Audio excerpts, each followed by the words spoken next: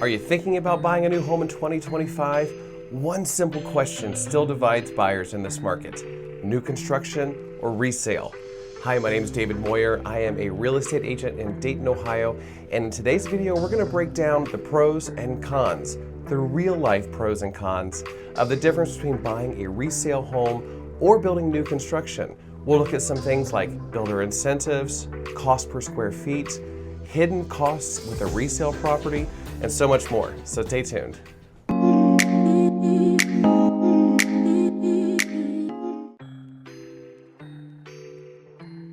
So let's start off by talking about what is new construction. And of course you know what new construction is, but what does new construction mean? There are two types of new construction, especially if you're looking here in the greater Dayton area. There are your production builders. That's typically what most home buyers think of when they think of building new.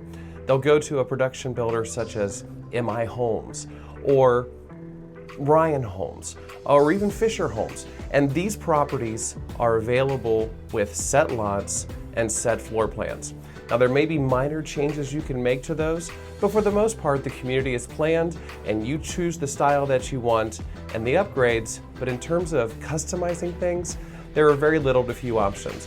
But these are great options because they are production and sometimes they can be a little bit lower in cost. Now beyond production builders, we have something called custom builders. And that's exactly what it sounds like. A custom builder is somebody who's going to sit with you, talk about your lifestyle, talk about what you're looking for, and then they're going to sit with an architect and design that home for you and either build on a lot that they already have, or they're going to help you with the lot selection process.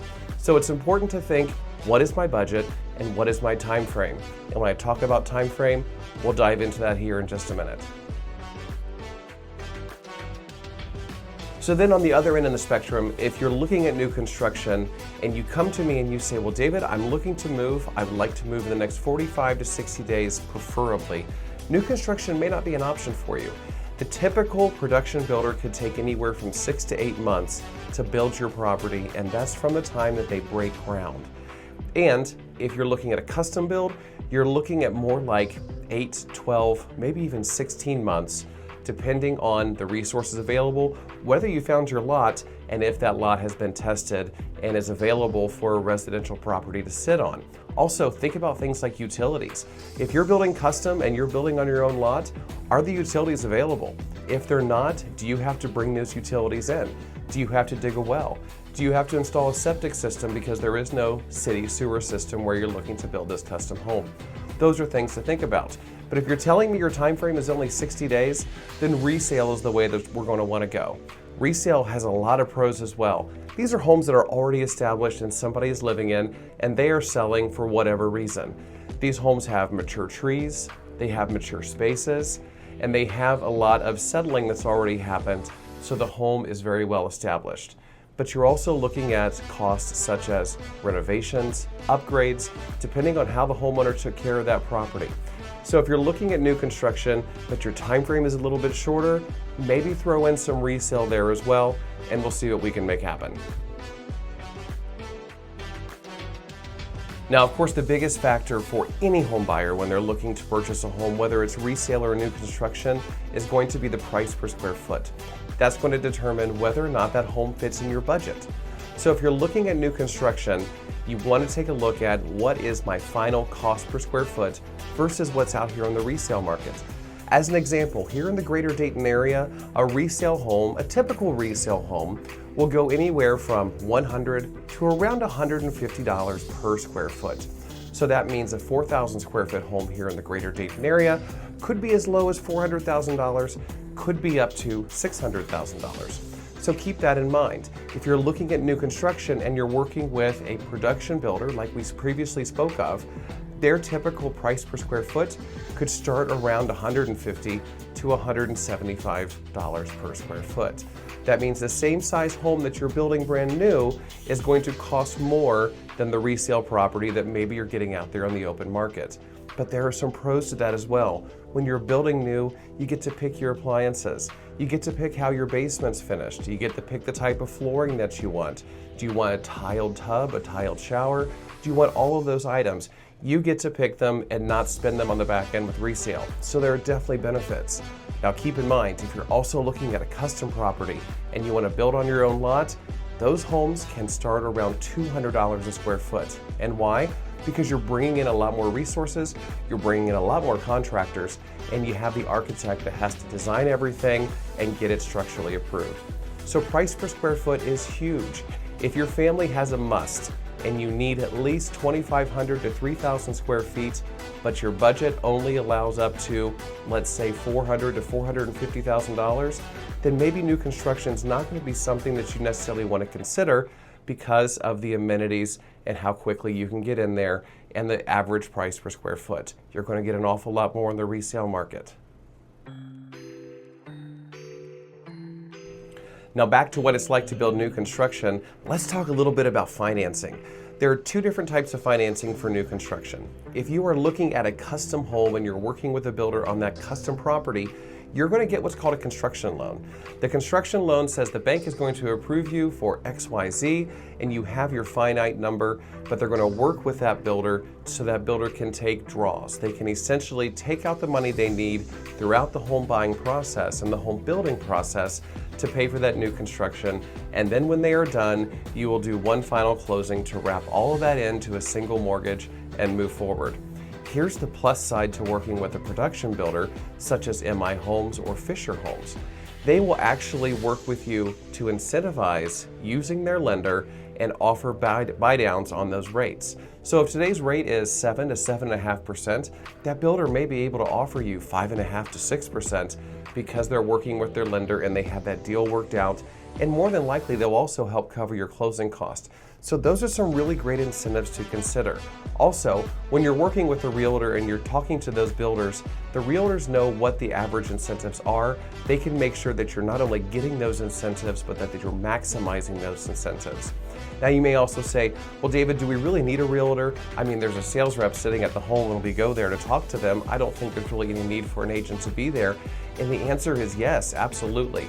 That builder represents themselves. The reps represent the builder. They're not necessarily 100% of the time licensed real estate agents. So they are selling you a product. The realtor that you're working with can help establish a price, make sure you're not over improving your new construction and over amplifying all the upgrades so that you find yourself upside down when you close on that property. It's worth its weight in gold, and trust me, those builders like to work with the realtors. It makes the process easier, and they will pay your realtor 9 times out of 10, and it will not cost you a dime. The price is the same whether you walk in the door with a realtor or you don't. You want to chat more about it? We can talk about that. Now here's some real life, well, I didn't think about that for you. When you're building new construction, especially with a production builder, and you're moving into a community that maybe just opened, or you're moving into a new phase of that community, be prepared to clean your windows on a regular basis. Why? Because you have bulldozers, construction trucks, asphalt pavers going by your property on the daily. This means that you're going to be surrounded by construction for several years, and you're also not going to be surrounded by mature trees or anything like that to stop some of that pollution. This is okay for a lot of people, but it's also something that a lot of my clients are not prepared for when they first move into their new construction property. So keep that in mind. Also, if there's an HOA there, it may not be fully established yet, so there may be rules and regulations that come and go or change as you live there and the community continues to grow. So keep that in mind as well. Likewise, if you're moving into a resale property, the construction's done. The mature trees are there, the amenities are there, and the HOA is established. So there's a little bit of pro and con on both sides of things, but that's just something I think you might find interesting to think about, is just how dirty your life may be for a couple years after moving into that home. But on the flip side, you have your dream home and you have everything that you want. Now, of course, if you're building new construction, whether it's custom or with a production builder, the nice thing about that, the roof is new, the furnace is new, the air conditioner is new, the water heater is new, the windows are new.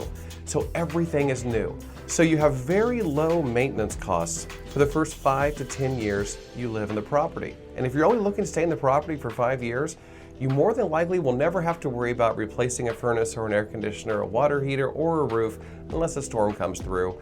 So that is a huge benefit for a lot of people, and they see that as worth its weight in gold to pay the premium for the new construction.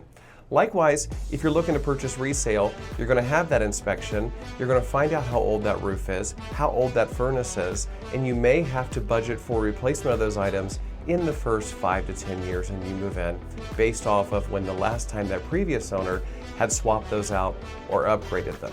So there's a pro and a con there on both sides when it comes to maintenance. Also keep in mind, most builders will have warranties not only for the products they install, but also the workmanship. Typically for the first 3 to 5 years at a minimum.